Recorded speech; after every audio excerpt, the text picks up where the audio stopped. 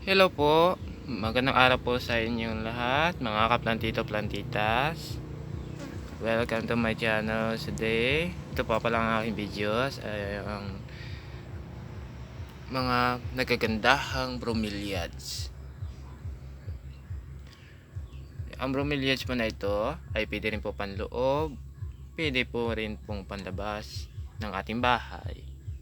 Ito pa ay pwede rin po pan-landscaping, pwede rin pong pang balcon, and especially sa loob din po ng bahay. Ang halaman po na ito ay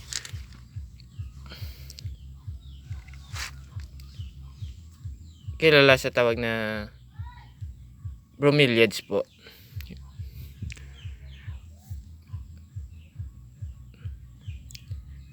Scientific name po ng plants na ito ay Sebrina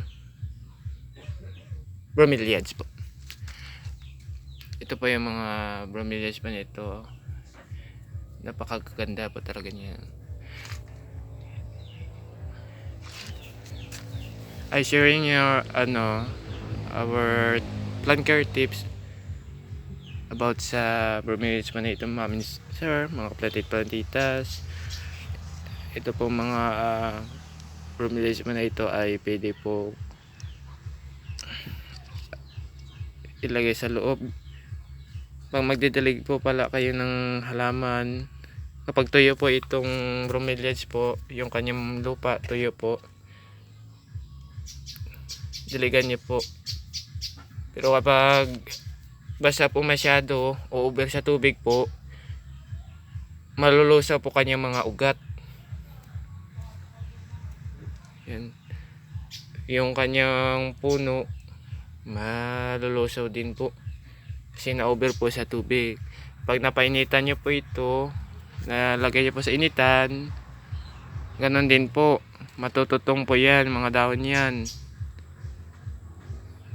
Kaya po ano lang po, katamtaman na po yung inyong pagdidilig. At ang bromeliad po nito ay may sikat-sikat din po ng araw. Next naman po ay ito po ang tinatawag na money plant o tinatawag na money tree. Ito po ay 10 years old naman po ang nilagaan. Bonsai po. Ito po yung lalagyan. Sobrang tagal na rin po nitong lalagyan. 10 years na rin po ito. Sayang po kasi itapon itong piggy bank na lalagyanan ng ano po noon. Since mga bata pa po kami, ito piggy banks po na ito ay mahalaga po kasi inalagyan po namin ito ng money rin po. Then nilagyan din po ng money plant tree. Ito po siya. 10 years na po, bonsai po yan.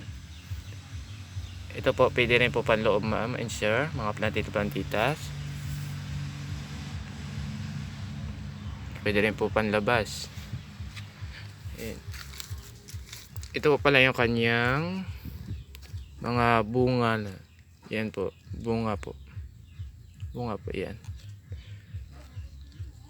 So ano po siya, bilog po yung kanyang dahon. Barya-barya po.